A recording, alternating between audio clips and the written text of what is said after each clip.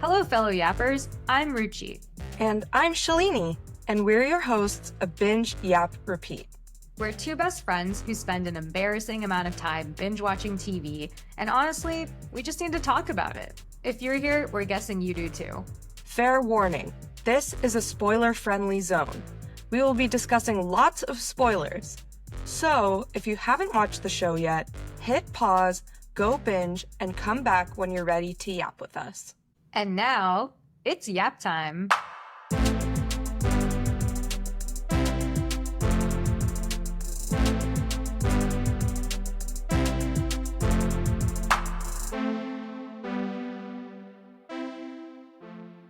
Hello, yappers! Today we're talking about the last episode of Black Mirror Season 7, which is USS Callister Into Infinity. This is the sequel to the Black Mirror Season 4 opening episode named USS Callister.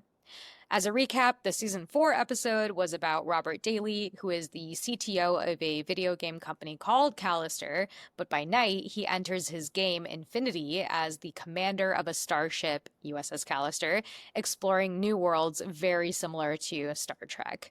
In this sequel, in Season 7, Robert Daly is now dead, spoiler alert, but now the crew of the USS Callister, led by Captain Nanette Cole, are all stranded in an infinite virtual universe fighting for survival against 30 million players. Yeah, what were your overall thoughts about this episode? I loved it. I mean, I think it's rare for me to enjoy a sequel. I think usually I'm like nitpicking a lot and I'm like, oh, this isn't as good as the first one. But I thought it was so good and it added kind of new dimensions to the premise that we already knew, which I love. And yeah, the story was really compelling. I was always every twist and turn, I was like, what's gonna happen next? What is going on? So yeah, I loved it.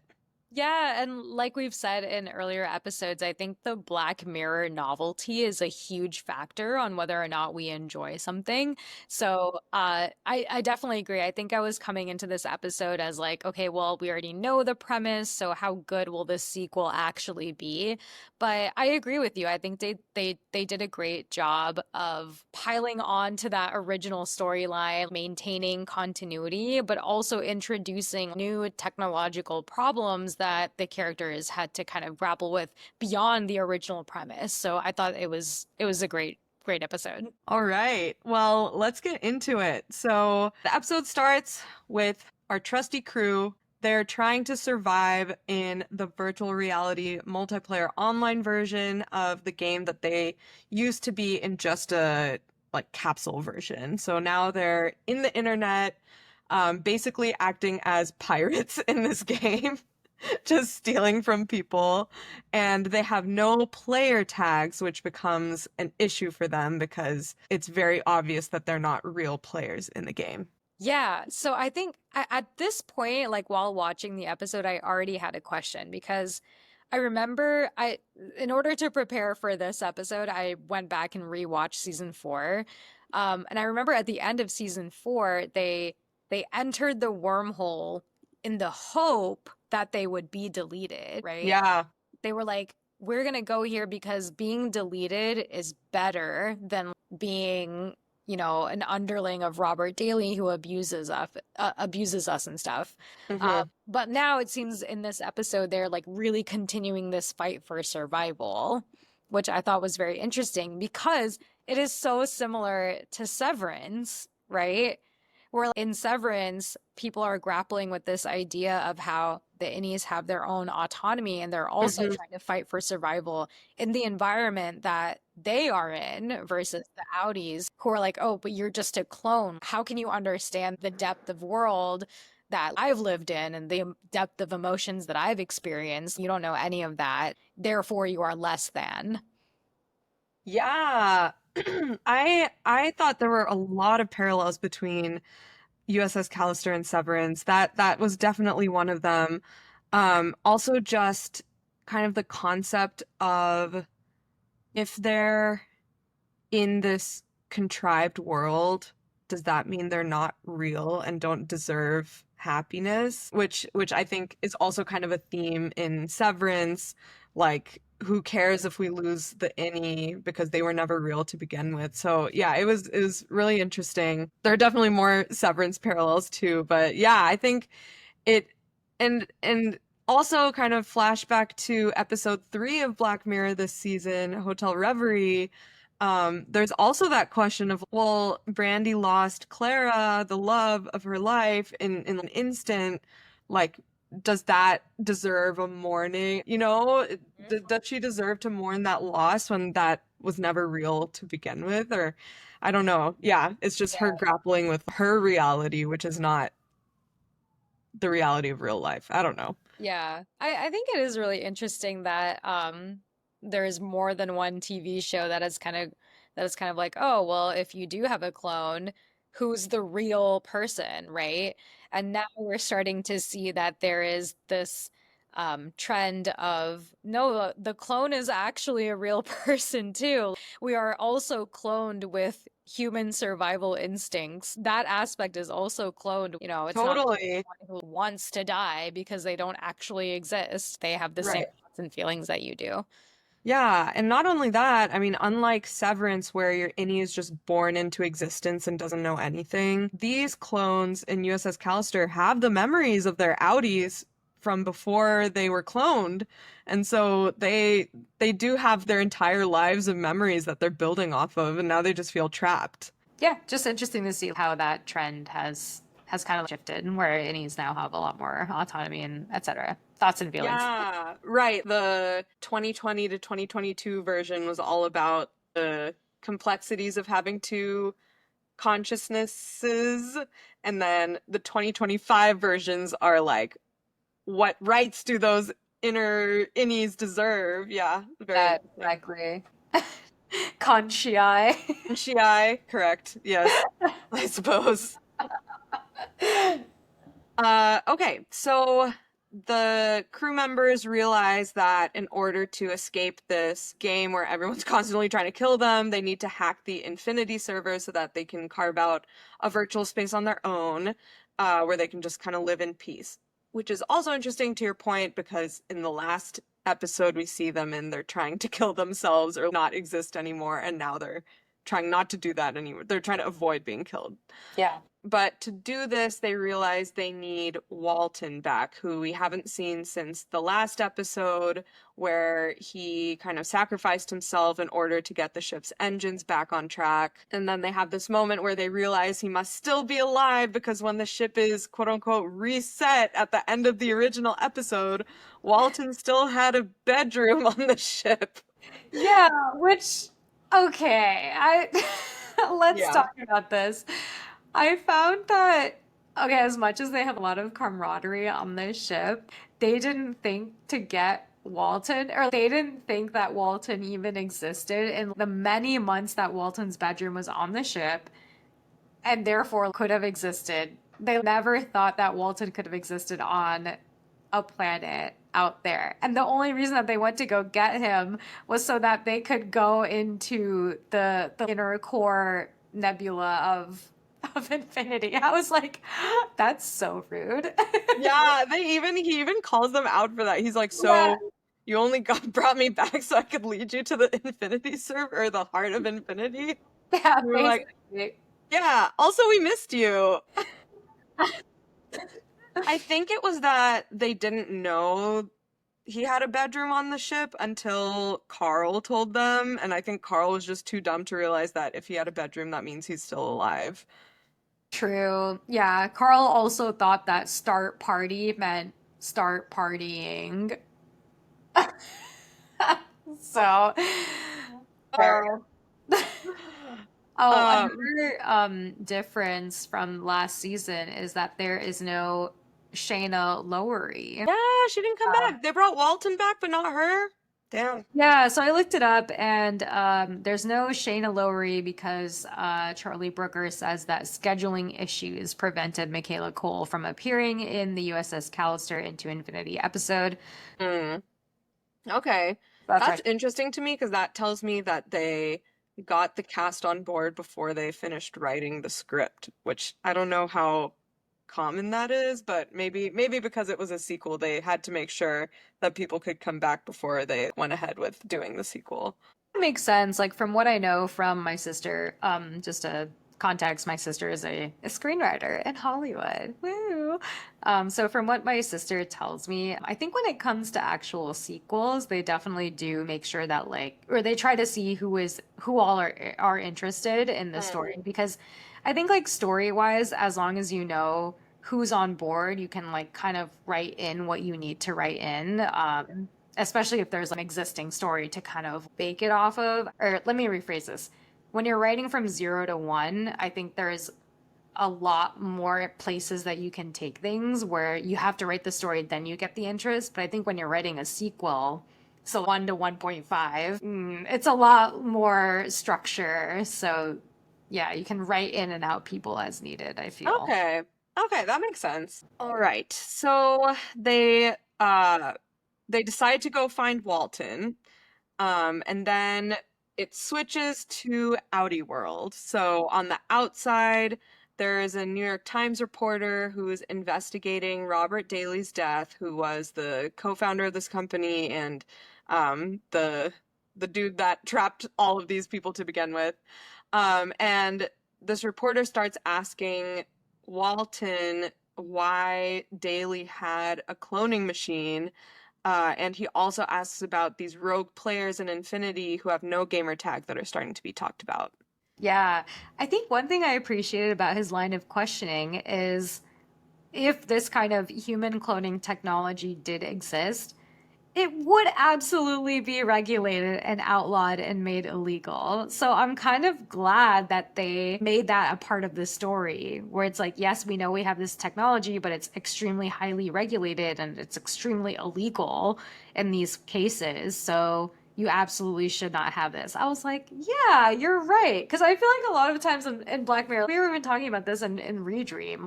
Where are the regulations around this software that could potentially kill A-list celebrity? One cup of coffee can kill any actor in that simulation. Yeah, exactly. So I was kind of glad. I was kind of glad to kind of hear that. I was like, oh, okay. So they did think about the legal ramifications around all this. Yeah, I liked it. I loved seeing the aftermath of what happened in episode 1. I thought it was very realistic for the world that they were in. Yeah, yeah. So Nanette overhears the conversation between the reporter and Walton, and then she later tells Walton that she knows how to find those rogue players, and then she says that they're themselves. And she and Outie Walton end up finding Innie Walton the same way that Nanette's Innie finds Innie Walton. Yeah. I think all throughout this, I was kind of laughing at Walton's like single track mind to like raise the bottom line. You know what I mean? I was like, he is so like metrics, metrics, metrics, profit, profit, profit.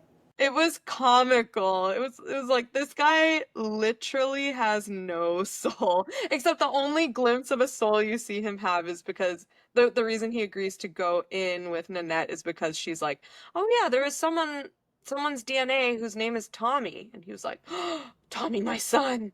Um so that was one glimpse of a real soul, but otherwise he's like, "I gotta fuck everything up and make sure my company is safe because bottom line, bottom line." Yeah. I did really like I laughed at this one line that he had where I think Audi Dudani told him about the rogue players and then he was like, "Okay, what's the scope of the problem?" I was like as a product manager, I too have asked that question many times where I'm like, what's the scope of the problem? 3 players, easy peasy. Like, Who cares?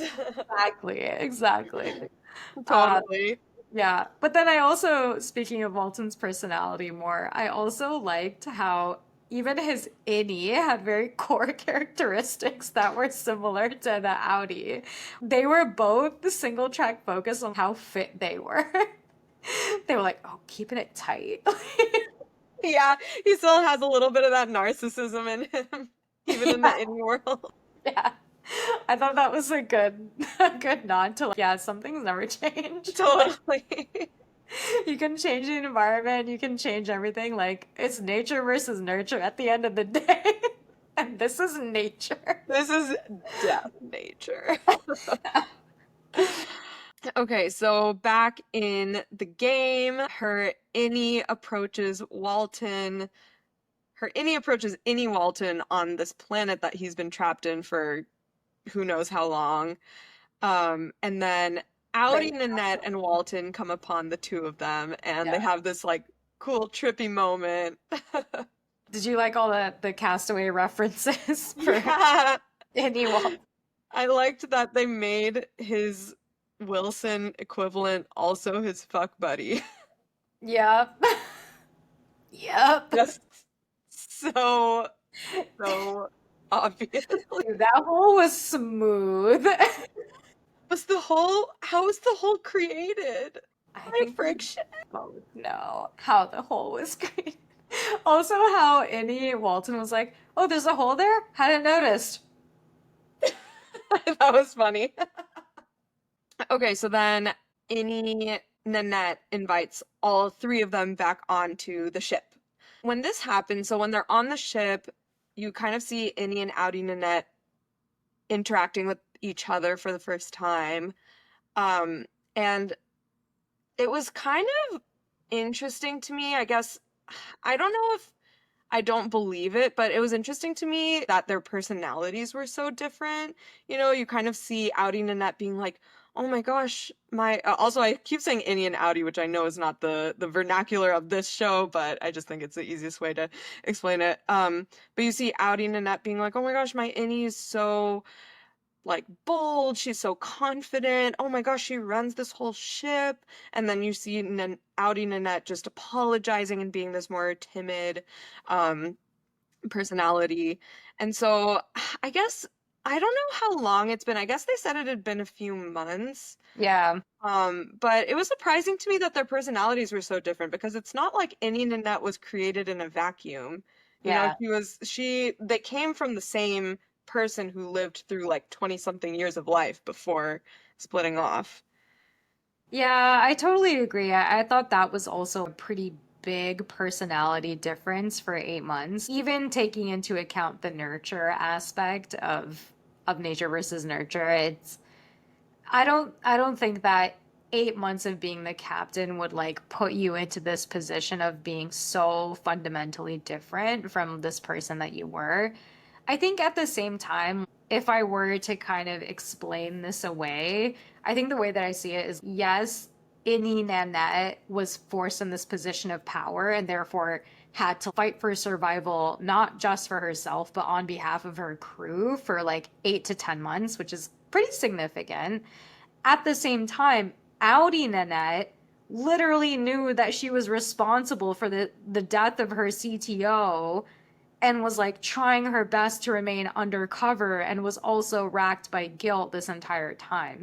Maybe that's how the personalities diverged so much and that Audi Nanette was trying to remain undercover. But I agree. I see your point. It's true that someone who has leadership qualities would thrive in a position of leadership. And Nanette definitely had those qualities going into the USS Callister. So I don't know that they would have such a big difference in personality. Yeah. I was wondering if they maybe retroactively wrote her Audi character to be more timid because even in the first episode, I guess she was kind of like, "Oh, I'm the new girl. I'm in awe of, Robert Daly, blah blah blah." But I feel like any character from the get-go was like, "We got to get out of here. I'm gonna figure out a way to get out of here." So, yeah. But also her Audi character from the get-go, if you remember in season 4, she was like a new hire to the company and she like knocked on the door of the CTO and was like, That's true. "Hey, I'm Nanette. Like I'm a new hire. Like would love to like pick your brain. Like I really admire you." I think if I were an engineer and I went up to the CTO, I would not have that kind of conversation. I would be like, "Just happy to be here, you guys." So I mean, like, I think that did show that she had initiative and she had spunk. The Audi Yeah. did that. Yeah. So maybe they did retroactively kind of write her Audi character to be a little more timid, Submissive. submissive. Yeah. Yeah. Yeah, I agree. I think that was probably like a new theme that they were trying to fit in hmm in this sequel. So after they all meet up, Audi Walton ends up attacking everyone. And so then he kills Carl. They kill him, which just gets him ejected out of the game. I might have just forgotten this, but why did Walton attack them? He just wanted to end the no gamer tag people? Yeah. Yeah. Okay, okay. That was a single purpose. He was just like, they're like not human. Just kill them and like move on so that I Okay. can continue to have profits. Got it. Okay. So then Audi Nanette also exits the game, and then in the real world, she tries to run away and then gets hit by a car and put into a coma. Well, actually, okay. So one thing that I wanted to highlight is we did talk about the differences between Innie and Audi Nanette, but one really, really strong similarity is that they both see the Innies as humans.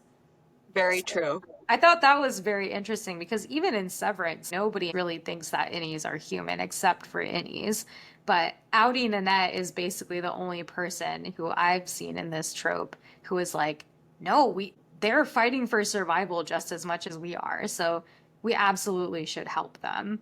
So I thought that was really nice. It did get her killed, but Very true. She really advocated for them, and yeah, it's surprising because why would she do that? I guess she just understood what was happening she was so empathetic and understood what was happening and realized that these are real conscii, if you will. gun check. Conscii.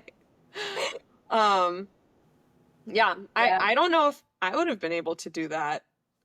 Imagine if you were put in this situation where an alternate version of yourself was president.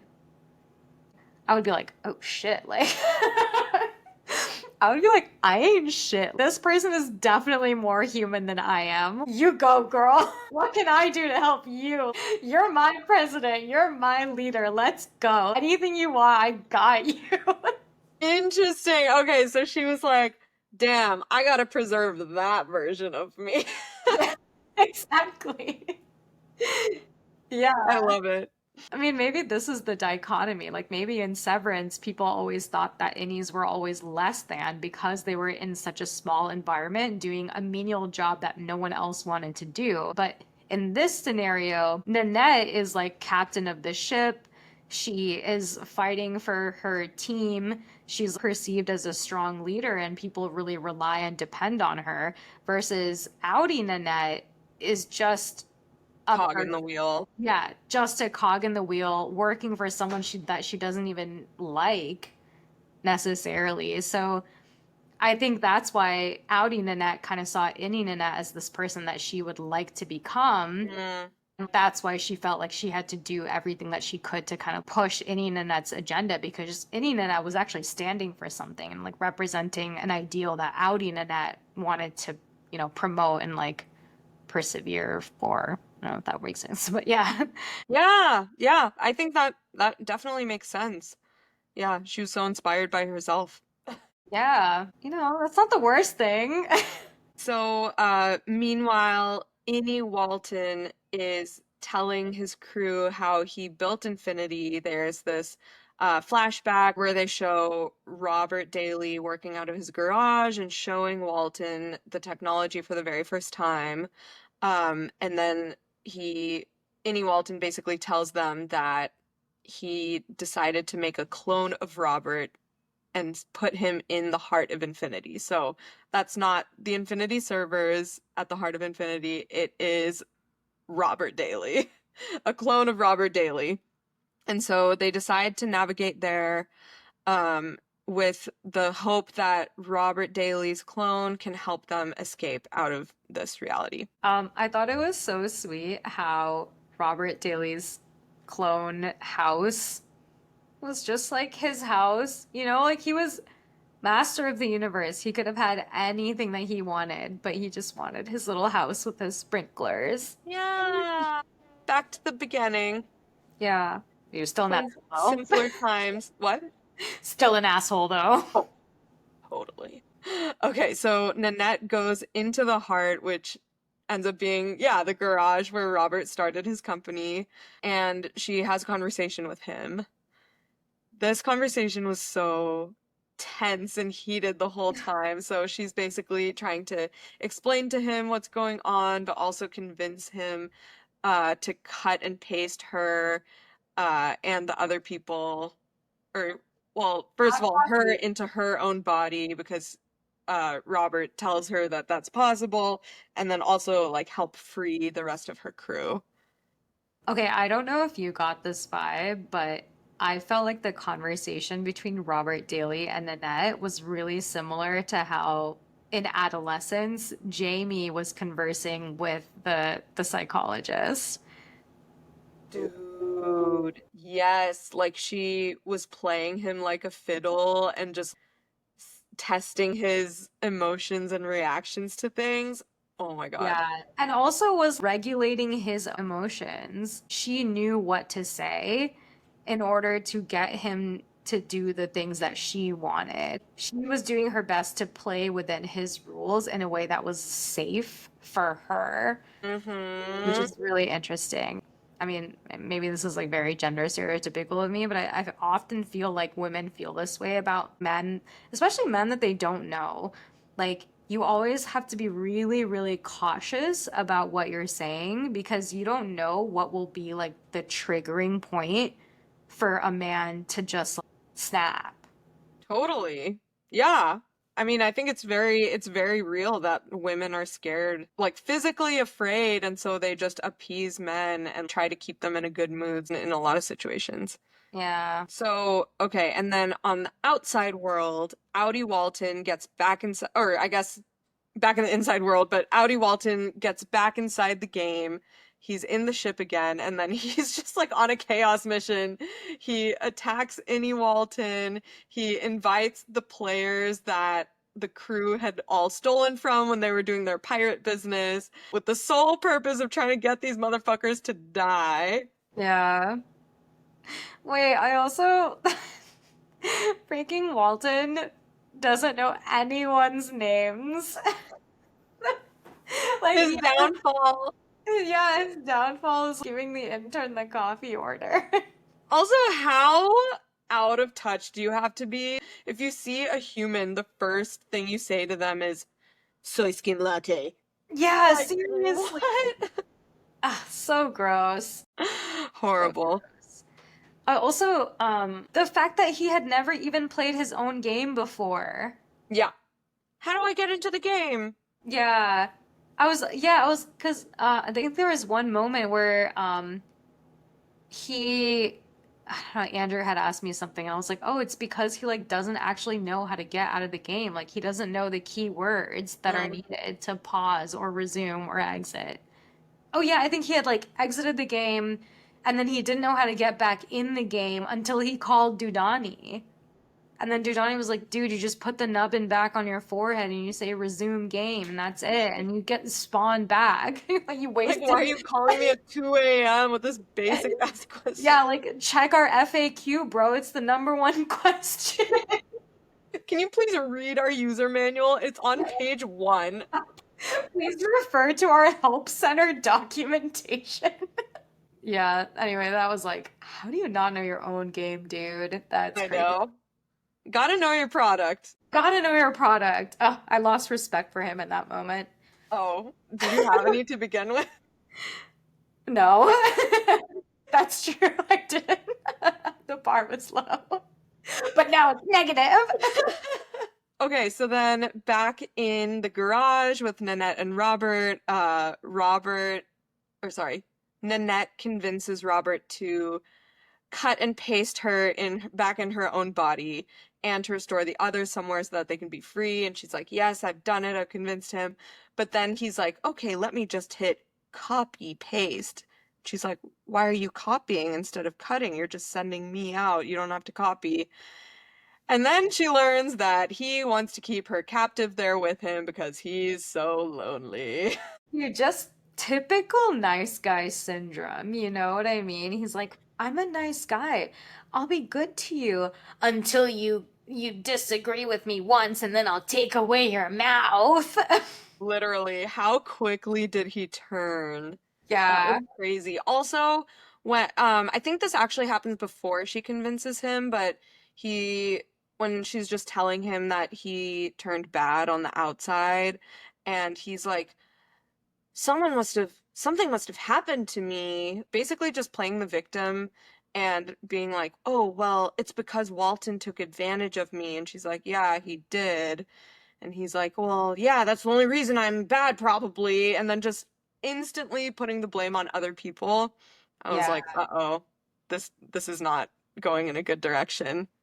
Yeah. Oh my God, so true. I didn't even like catch the fact that he was playing victim. I was just raging at the fact that he still existed. I was like trying to play this nice guy No. card.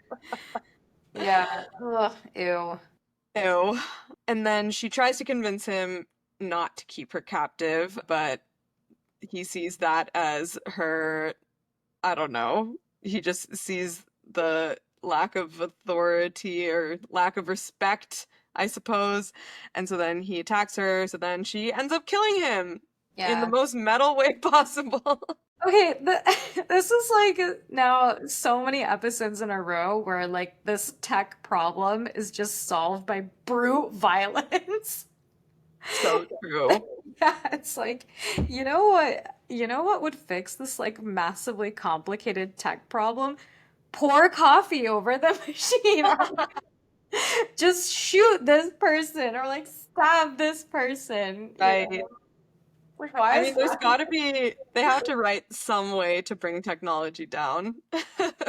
Yeah, I guess that's true, but it's just interesting how like the answer to bringing technology down is just kill them, you know? Like, that can't be the answer, is it? Yeah, so after she kills him, everything starts going to shit. Also, coincidentally, this is exactly when those players start attacking the ship, and so the ship starts failing. Yes. The heart of infinity starts collapsing. And then Nanette takes the disc that he had prepared, which I guess had the code to like send her back into her body, and just like shoves it in the computer. Oh yeah, wait, the floppy disk organization stuff was Yeah. funny. She's like, why don't you just label your disks? She like jams it in there, and she's like, "Old fucking piece of shit technology," or whatever. It's true. Actually, okay. I think there's also a meta point here that like obviously Robert Daly like loves like the retro stuff and he loves these old shows and things.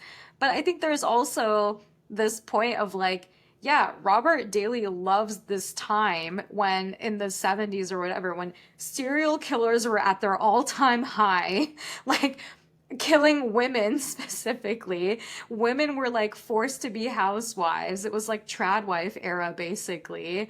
And like men were supposed to be head of the household and supposed to be these like macho dudes who like did nothing with the house, like didn't do any housework or cooking and cleaning, were just expected to like go work some random job and then come home and drink a beer at the end of the day. I think there's a point here that Robert Daly was the type of person that glorified those days. And like everyone else that he interacts with is like, dude, what the fuck? No. Yeah, 100%. That's such a good point. And I bet Space Fleet had a lot of those themes because back then media just kind of reflected reality. I mean, media always reflects reality, but back then the reality was what you said. And so he was glorifying Space Fleet, which probably had a lot of misogynistic themes and probably not very strong female characters. And yeah.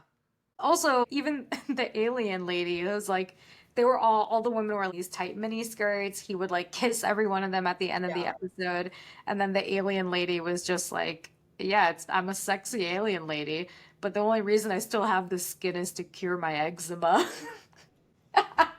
Yeah, I really like that line. Good. She's like, I'm just keeping it. Yeah. All right. So, yeah, after she shoves it in the computer, we find out that Innie Nanette is back in Outie Nanette. They have been what one may call reintegrated. Reintegrated plus. Yeah. Plus, the rest of the crew is also inside of her mind. Yep. Yep. I had a question on this actually. So at the ending, do you think Nanette, or I guess reintegrated Nanette, just wants them there forever in her head? Because it seems like she wasn't trying that hard to like figure out the notes to get them out, right? Girly Pop is in no rush. Yeah. Yeah, I thought it was really cute how they all have their own schedule now. They're like, you need to watch Real Housewives of Atlanta at this time. That's our show. Yeah. And also the way they were sitting around the console and watching her eyes reminded me a lot of Inside Out too. Oh, yeah, you're so right. Wait, also I had another question. Maybe it was like more of a tech plot hole question. Um, how did they even call her when they were put into her brain? How were they connected to the internet? Oh, that's a good point. Because, yeah, like maybe you could make a case for her being hooked up to the computer. That's how she got put back into her body. That's the same way that that they're calling. But when they call her, she's no longer hooked up to the computer. And then Yeah, you just see her like on her couch. So I think that is a plot hole. yeah. Okay, I'm glad. I was like, am I missing something? Like, how is this possible? Yeah, no, I think that's a really good point. Great, great, great, great. Imagine if they couldn't call her and they were just stuck in there watching her life forever. Dude, yeah, I wonder if that was maybe like an alternate ending, and then they were like, no, we need to make this episode like end on a happy note, which I Right. appreciate for what it's worth. Yeah, especially because it's the last Black Mirror episode of this season. Yeah. Okay, this actually brings me to my next question. What is an episode in this season that you would want to see a sequel of in a future Black Mirror season? Probably episode 2, Bet Noir. Mm, Yeah, I think that it would be fun for kind of like what we talked about in that episode, if multiple people have that power and what that would do and how that would, yeah, how that would complicate things. yeah, I'm with you. I think a sequel of episode one would be like, what are the legal ramifications of this software? I would love to see a lawsuit against that. But yeah, I agree with you. I think episode two, Bet Noir is probably my vote as well. Nice. Yeah, I want to see I want to see how she deals as being Empress of the Universe. Yeah. I was like, what? Do you really want this? Yeah, it seems like a lot of big decisions to be made, honestly. Yeah, seems like responsibility. I'm trying to Yeah. be like quiet luxury over here.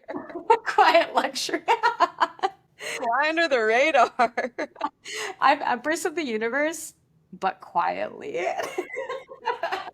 Yeah, how would the servers interpret that one? Yeah, I'm Empress of the Universe, but no one knows except for these police officers because otherwise they would arrest me. Yeah, that's interesting. Cool. Great. Right? Well, I like how many like happy endings that we had in this season, except Yeah. for Yeah, yeah, me too. I think this season overall was stronger than last season. for sure. Yeah. Yeah, I Black told Mirror's you back. we're so back. Should we rate the episode? Yeah, I totally forgot. Yes, let's do it. All right. I would give this episode probably a 9. Yeah, it was so good. It was blowing my mind every 20 minutes. And I thought it had a good ending and built upon a lot of themes that we'd already learned about in the first episode, but did it in a really new way. Yeah, I agree. I think I would also give it a 9. I really liked the optimistic ending, made me feel good. I think there was like that one small like tech plot hole that we talked about. But yeah, overall I thought it was good. I did like how they had new themes in the sequel. Yeah, I thought it was a good show. Good episode. Keep saying that. So we've unfortunately reached the end of Black Mirror season 7. We had 6 wonderful episodes, all kind of treating technology in a different way. Half of them having the nubbin on the temple. Now it on the temple. Nubbin on the Um, so I guess just looking back on the entire season, what would you say was your favorite? I think my favorite was Bête Noire, the second episode with the pendant and the Mandela effect and the gaslighting, because that whole episode, well, I was enthralled in the story, and also I was trying to figure out what the technology was the whole time. So I think it was just the perfect combination of the human story and the technology kind of weaving together in this way and just creating this whole new universe in my mind. I totally agree with you. I think episode 2 was my favorite. I loved how there was this psychological phenomena that was observed with the Mandela effect. There is also the tech pretty much checked out. The only reason that it didn't check out was what we talked about, like the access controls. But I felt like I just had such a good time with that episode. I loved how they had the Easter egg of the audience themselves being gaslit with the Barneys versus Bernies. Yeah, I thought it was a good time. I was very excited while watching that episode. Yeah. Yeah. Nice. I guess Um, my runner up would be Eulogy though, because I think that was just like a nice, beautiful story to end on. It didn't feel like Black Mirror necessarily, but it did feel like, oh, this is how technology can help us, and it can help us change our perspective for the better. So I thought that was really lovely. And I love the cello piece at the end. hmm. I think my runner-up is probably USS Callister Part 2. Uh, Oh, I thought they built on the original episode in such a creative way, like we talked about, and yeah, it was just so exciting and kind of similar to the way I enjoyed Bête Noire. I was just like, oh my God, what's gonna happen next the whole time? yeah. What's your last place? Good question. I think it's either 3 or 4, either Hotel Reverie or Plaything. I didn't hate any of the episodes of this season, which sometimes does happen with Black Mirror Mhm. for me.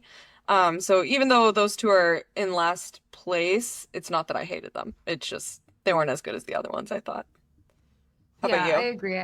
I would probably put a Hotel Reverie as the last, but I agree. I didn't hate it. I just don't think it was anything incredibly novel. Like we talked about in the episode, we had seen that trope over and over again, so it wasn't really anything new.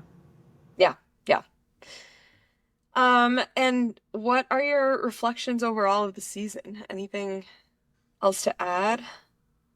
I think this was definitely more memorable and way closer to canonical Black Mirror than last season was. So I definitely loved this season a lot more. Um, yeah, I thought it was good. Yeah, I agree. I liked this way better than last season.